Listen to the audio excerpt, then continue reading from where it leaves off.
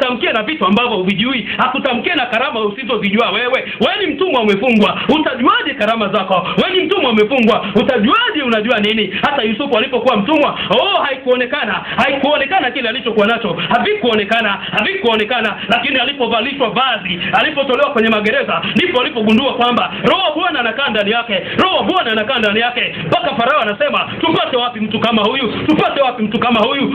Ninakutabiria, toka kwenye huo utumwa ili ukajue karama zako za rohoni, ili ukajue kwamba wewe ni tajiri kiasi gani. Toka katika hiyo hali ya utumwa kwa jina la Yesu, kwa jina la Yesu, kwa jina la Yesu, kwa jina la Yesu. Mtu wa Mungu, tumesema katika hali ya ufupi. Wewe unawezekana ukahisi kwamba sijui tumesemaje, lakini ni kwamba lipo jambo linatokea. Katika kitabu cha Wakorintho wa pili sura ya 10 ukianzia ule mstari wa 4 mpaka wa 7 kuna vitu utaona pale. Maandiko yanasema, maana ingawa tunaenda katika mwili, lakini hatufanyi vita kwa jinsi ya mwili. Maana silaha za vita vyetu si za mwili, bali zina uwezo katika Mungu hata kuangusha ngome, tukiangusha mawazo na kila kitu kilichoinuka kijiinuacho juu ya elimu ya Mungu. Tunaangusha mawazo ya adui, tunaangusha mawazo ya adui, tunaangusha mawazo yao, tunaangusha mawazo yao. Danieli sura ya 2 mstari wa 21 na 22. Danieli anasema, Mungu wetu hubadili majira na nyakati. Mungu wetu hubadili majira na nyakati. Sasa na mimi ninabadili majira na nyakati ambao adui wamepanga wakutabiria mabaya. Hizo majira na nyakati walizopanga, walizotangaza mauti kwao, nami ninazibadilisha kwa jina la Yesu Kristo wa Nazareti aliye hai. Ninabadilisha. Wazo la kimungu liingie jipya ndani yako. Wazo la kimungu liingie jipya ndani yako. Ninawatangazia hao maadui hofu. Ninawatangazia giza mwezi huu, wakutafute wasikuone. Katika kitabu cha Kutoka sura ya 10 ukisoma pale mstari wa 22 na 23 utaona moja la pigo la tisa ambalo Mungu aliwapiga Farao kule Misri, aliwapiga giza la siku 3. Giza hili maandiko yanasema ilikuwa ni giza ambalo wanalihisi mpaka linashikika. Giza hili wanasema kwamba hakuna Misri aliyeweza kutoka sehemu moja kwenda nyingine. Pale alipokutwa alisimama pale siku 3 hawakula. Lakini ukienda Gosheni walikoishi wa Israeli, jua lilikuwa linawaka, mwanga upo. Nami ninawatangazia maadui zako giza, ninawatangazia giza kwa jina la Yesu, kwa jina la Yesu, kwa jina la Yesu. Tunawatangazia giza, tunawapiga upofu kwenye ulimwengu wa roho. Hawatatuona tena. Ninachosema inawezekana usinielewe, lakini ninachosema ninamaanisha. Maana hata Elisha kwenye Wafalme wa 2 sura ya 6 mstari wa 18, Elisha anamwomba Mungu, wanajeshi wa jeshi la Warami Washami wale wapigwe upofu, na walipigwa upofu. Ninachosema inawezekana usinielewe, lakini maadui wanaweza kupigwa upofu wasikuone mwezi huu, kwa jina la Yesu, kwa jina la Yesu, kwa jina la Yesu. Matendo sura ya 13 mstari wa 11, yuko mchawi mmoja anaitwa Baryesu. Mchawi huyu alikuwa anapambana na kina Paulo ili wasimhubirie Sergio Paulo aliyekuwa liwali katika kisiwa kile. Lakini walipogundua kwamba kuna vita vinaendelea kati yao na yule mchawi, Paulo alimlaani mchawi yule, akampiga upofu, akamwambia hautaona. Mchawi yule hakuona. Kwa hiyo tuna uwezo wa kuwapiga wachawi kwenye ulimwengu wa roho. Tuna uwezo wa kuwapiga waganga upofu kwenye ulimwengu wa roho. Wasituone kwa jina la Yesu, kwa jina la Yesu, kwa jina la Yesu. Tunamwomba Mungu atume utisho kwa maadui zetu. Kwenye kitabu cha Kutoka sura 23 mstari ule wa 27, kuna Mungu anawaambia wana wa Israeli wanapotoka Misri, wanapoenda Kanani, Mungu anawaambia atatia utisho mbele za maadui zao, watawakimbia na kuacha. Ngoja nisome vizuri kama inavyosomeka. Kitabu cha Kutoka sura 23 mstari wa 27. Maandiko yanasema, lakini ukitii sauti yake kweli kuyatenda yale ninayo mimi, ndipo nitakuwa adui wa adui zako na mtesi wa wao wakutesao.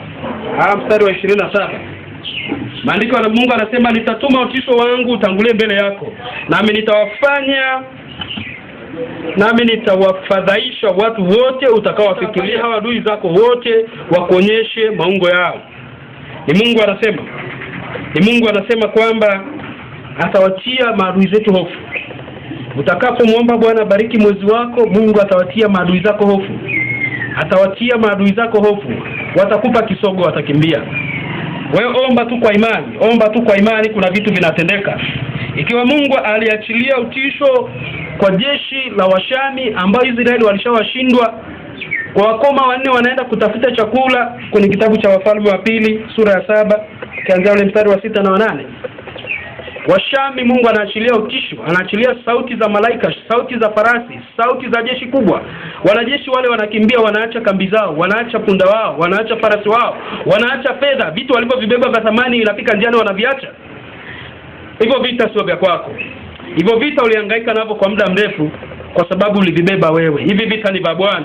Kutoka 14 mstari wa 18 anasema nitawapigania ninyi nanyi mtanyamaza kimya. Mkabidhi Bwana hivi vita, yeye atakushindia. Mkabidhi hivi vita ili awatie maadui zako hofu, wakusahau, wakimbie, wakupe kisogo.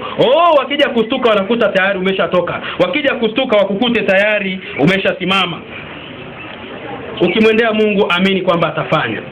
Kitabu cha Ibrania sura ya 11 mstari wa 6 asema kwa maana haimpendezi Mungu yoyote amwendeaye Mungu lazima aamini yupo na huwapa thawabu wale wamtafutao.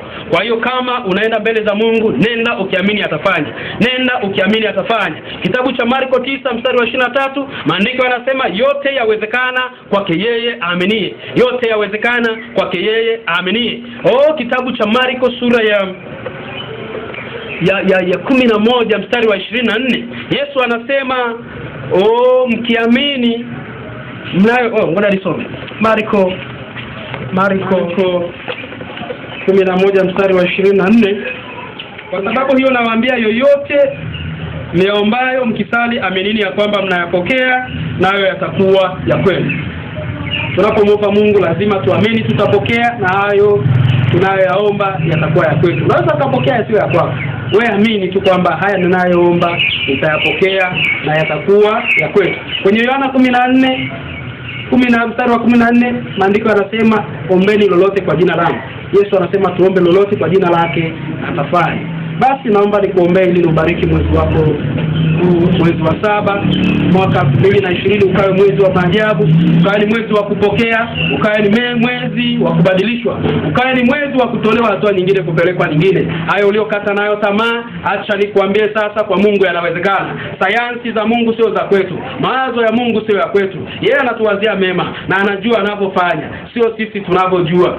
Katika jina la Yesu ninaomba nikuombee, ninaomba nikubariki, ninaomba nikuombee. Tuombe. Mtakatifu Mungu wetu na Baba yetu, tunasema asante kwa jioni ya leo, jioni ya baraka. Bwana, tumeshukuru kwa ajili ya mwezi huu, mwezi wa 6 tumemaliza salama. Wako tulioanza nao Bwana lakini hawapo tena, lakini sisi tumemaliza na wewe. Mungu wangu na Baba yangu, na libarikiwe jina lako na kuhimidiwa Bwana. Tunaubariki tena mwezi wetu wa 7.